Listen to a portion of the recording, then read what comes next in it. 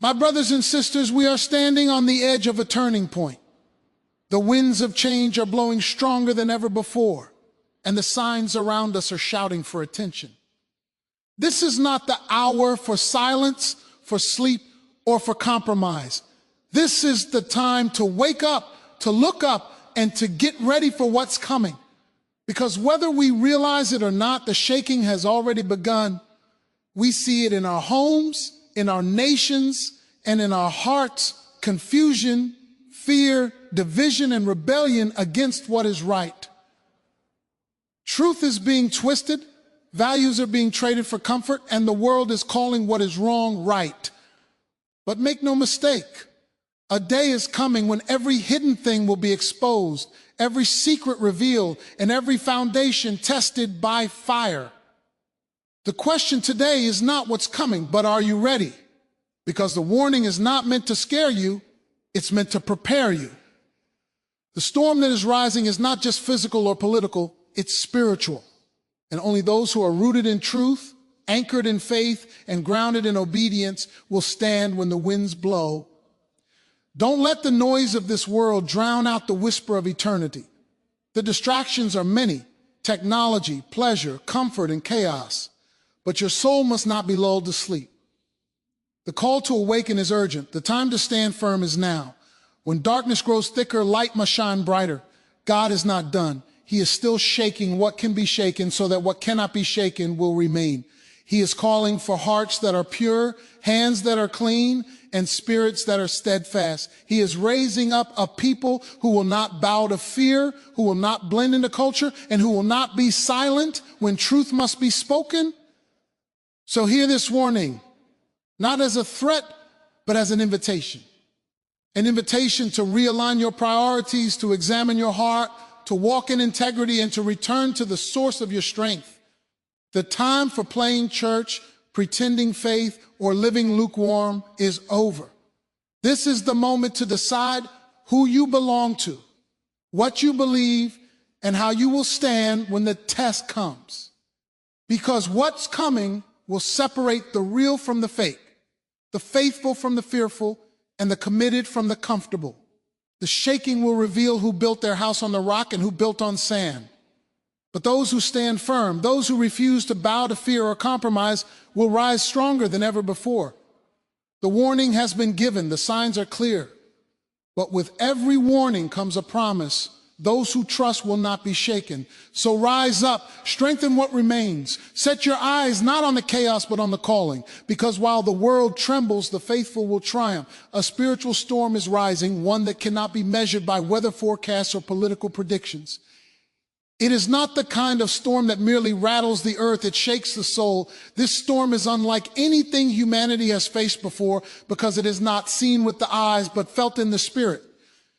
You can sense it when you look around and see the moral decay of society, when truth is dismissed as opinion, when right and wrong are blurred, and when chaos replaces conviction. This is the sign of a deeper battle, not of flesh and blood, but of spiritual forces at work in unseen realms. The world has been lulled into a false sense of comfort, believing technology, money, or power could shield it from collapse. Yet those very things are being shaken, proving that human strength cannot sustain divine order in every era. Storms have revealed the weakness of foundations. When the spiritual storm intensifies, everything that is not rooted in eternal truth will be swept away. The systems people have trusted, governments, institutions, economies, and even relationships are showing cracks because they were built on shifting sand.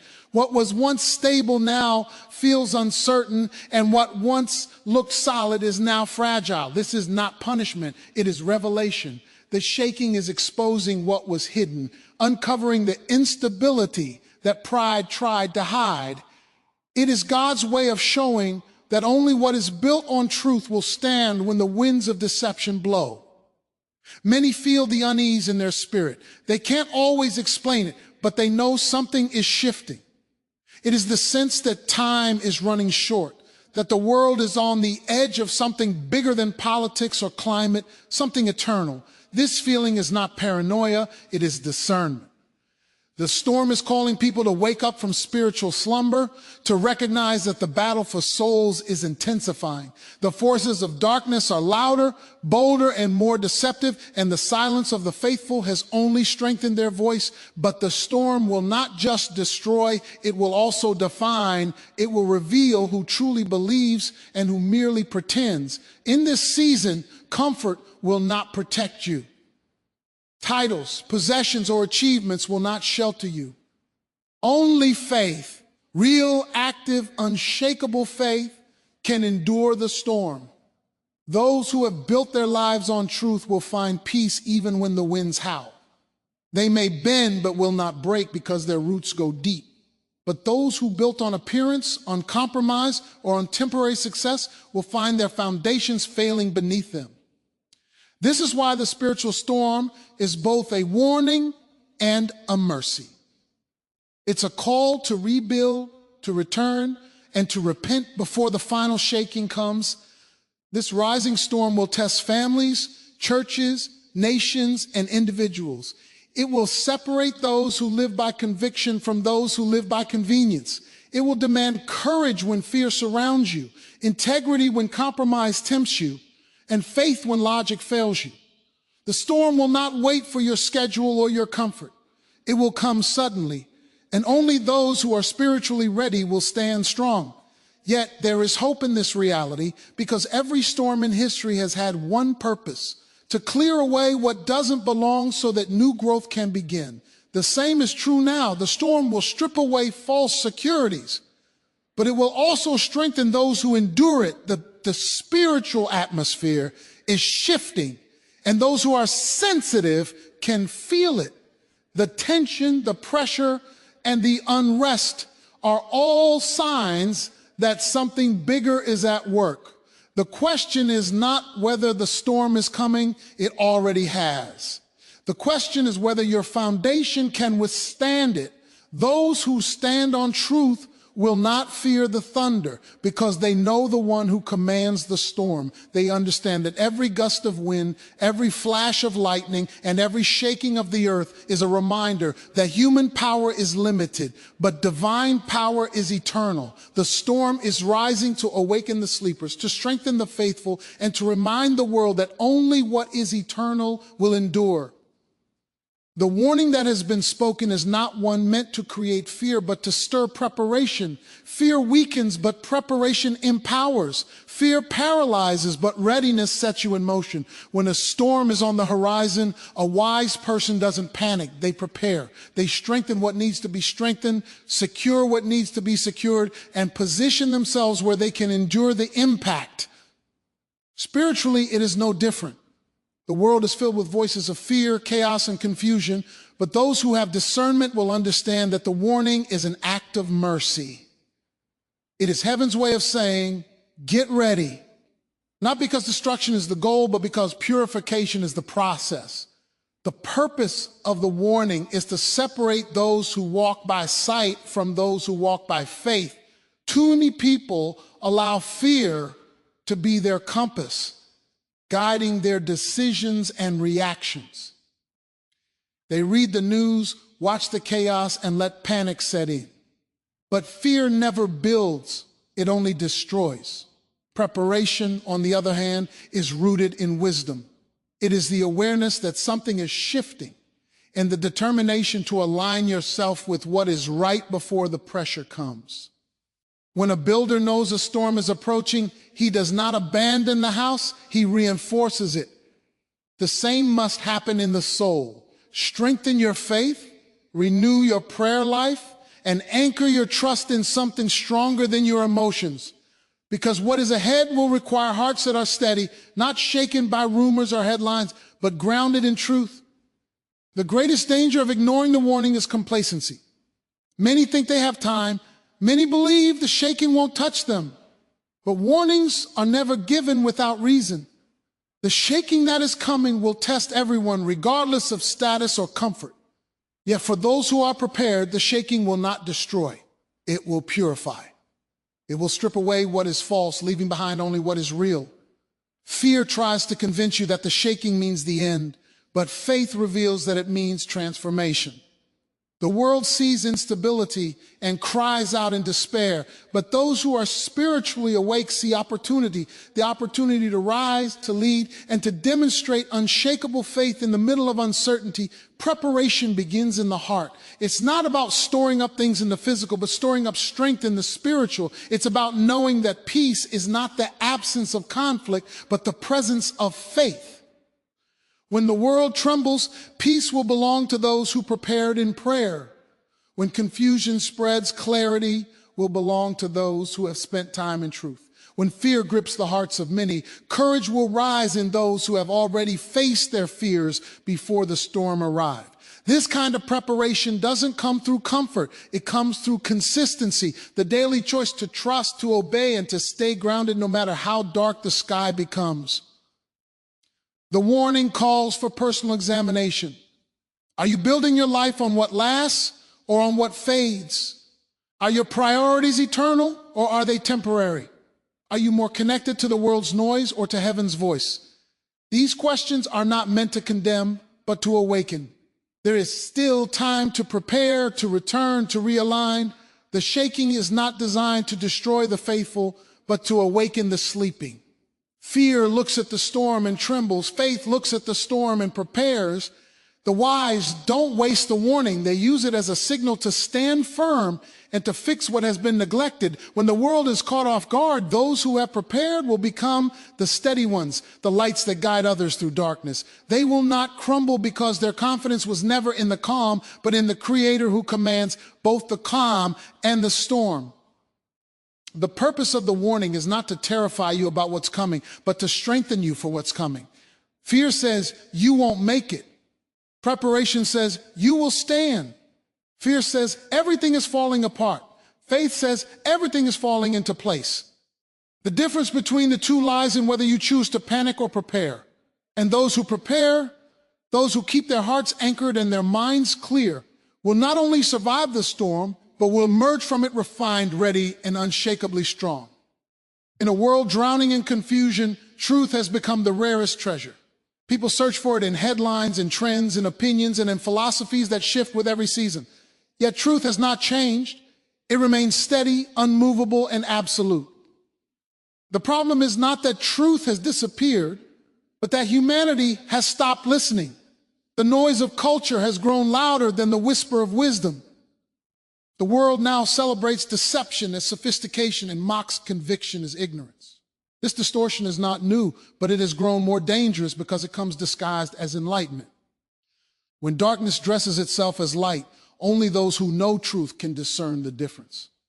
This is why restoring truth in a confused world is not just necessary, it is urgent. Every generation faces a battle for truth, but in these times, that battle is intensifying. The lines between right and wrong are being erased, and moral clarity is replaced by emotional comfort. People no longer ask, is this true? But rather, does this make me feel good? Feelings have become the new authority, and truth has been reduced to preference. But truth does not bend to feelings. It stands above them. It does not adjust to fit culture. Culture must adjust to fit truth.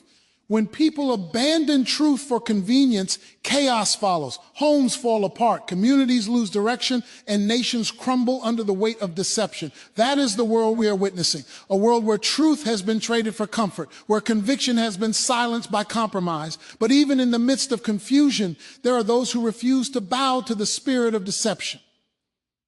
They know that truth is not something created, it is something revealed. It cannot be voted on, it cannot be rewritten, and it cannot be canceled. Truth stands like a lighthouse in the storm, shining, steady, unyielding, guiding those who are willing to see. Yet the light of truth only helps those who turn toward it. Many choose to keep walking in darkness because light exposes what they don't want to change. That is why restoring truth begins not with shouting louder, but with living clearer. The most powerful testimony in a confused world is a consistent life anchored in conviction. Restoring truth requires courage.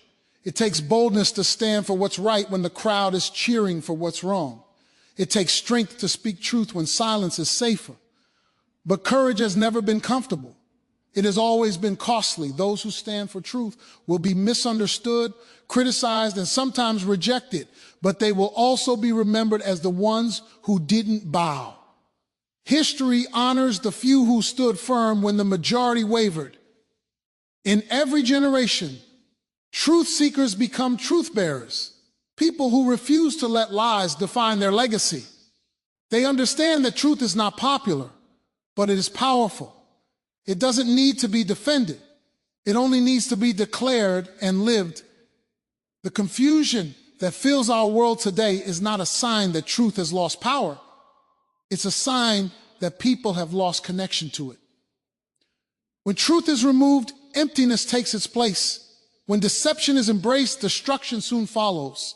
That's why restoring truth starts with returning to the source, aligning hearts and minds with principles that do not change. The world doesn't need more opinions, it needs more truth. It needs voices that are steady, not swayed by culture, but anchored in conviction. It needs people who will not just talk about truth, but walk in it daily, even when it costs them something. As confusion deepens, those who live by truth will stand out like stars against a dark sky. Their integrity will be their witness, and their consistency will be their message. They will be the ones who bring clarity to chaos, hope to despair, and direction to the lost. Truth will never fade, but teenage carriers, men and women who will guard it, speak it, and reflect it. In a time when deception is normal, truth will be revolutionary. And those who cling to it will not only survive the confusion, but transform it, proving that even when lies multiply, truth still conquers all. Every season of testing carries within it a divine purpose. The faithful are not exempt from trials, they are refined through them. When the shaking comes, it does not come to destroy, but to reveal, to separate the genuine from the counterfeit. It is in the pressure of adversity that the authenticity of faith is proven. Anyone can declare confidence in calm weather, but it is in the storm that real belief is exposed. The shaking is not punishment, it is preparation. It reveals who truly trusts in eternal promises and who merely relies on temporary comfort. Faith that has never been tested cannot be trusted, and that is why the faithful must walk through the fire to emerge purified, stronger, and unshakably anchored. The testing of faith is not meant to make you quit, it's meant to make you conquer. It strips away the layers of pride, doubt, and dependency on things that can't last. In every trial, there is a question hidden beneath the pain. Do you still trust when everything is taken away, when prayers seem unanswered, and when the path grows dark? That question echoes in the heart. Those who endure through it discover a strength they never knew they had, not because of themselves, but because of the power that sustains them. The faithful understand that testing seasons are not wasted seasons. Every tear, every loss, every delay becomes a tool in the hands of purpose. The refining fire does not burn you to ashes. It burns away everything that is not meant to remain. Testing also brings clarity. It forces you to confront what you truly believe. Words of faith are easy when life is smooth, but when pressure comes, words must become reality. Trials test the foundation of belief. They expose whether faith was built on emotion or on conviction. Many discovered during their trials that they had faith in outcomes rather than in God himself. But the ones who endure learn the deeper truth, that faith is not about controlling circumstances. It's about trusting even when you can't see the way forward. It's about holding on when everything inside you wants to let go. Those who stand through testing become living proof that endurance is possible, and their testimony becomes the very weapon that strengthens others who face the same battle. The faithful will be tested not to break them, but to strengthen the foundation under their feet. Every test is a classroom of growth. Each challenge reveals what still needs to be shaped. And the beautiful thing about the process is that the same fire that could destroy others becomes the source of power for those who endure it with faith. They don't come out weaker, they come out wiser. They don't emerge bitter, they emerge better. They don't just survive, they are transformed. That is the difference between the fearful and the faithful. The fearful run from the fire. The faithful walk through it, knowing something greater waits on the other side. Testing will also separate commitment from convenience. When being faithful is easy, everyone seems loyal. But when obedience costs something, when you have to stand alone, when you lose friends, when your reputation or comfort is on the line, that's when true devotion shines. Testing exposes shallow roots. It reveals whether you are anchored deep enough to stay grounded when storms rage. Those who endure are not perfect, but they are persistent. They may stumble, they may weep, but they keep moving forward. They know that the shaking is temporary, but the strength it produces will last forever. Every test of faith is a divine invitation to rise higher. It's a call to deeper trust, greater courage, and stronger endurance. It's the process by which spiritual maturity is born. The faithful will be tested and strengthened until they reflect the character of the one they trust. They may walk through fire, but they will not be consumed. They may face pressure, but they will not collapse. And when the testing is over, they will shine like refined gold, purified, unshakable, and ready to stand firm no matter what storms may come next. Hope is the anchor of the soul. And when the winds of life blow fiercely, that anchor keeps you from drifting into despair. In times of uncertainty, when everything around you seems unstable, hope becomes the steady force that holds you firm. It is not built on circumstances, but on conviction. The unshakable belief that what was promised will come to pass. While fear looks at the storm and trembles, hope looks beyond the storm and sees the sunrise waiting on the horizon. The world may be trembling under the weight of chaos, but those who are anchored in faith possess a peace that cannot be shaken. Their hope is not fragile optimism. It is a deep assurance rooted in something eternal.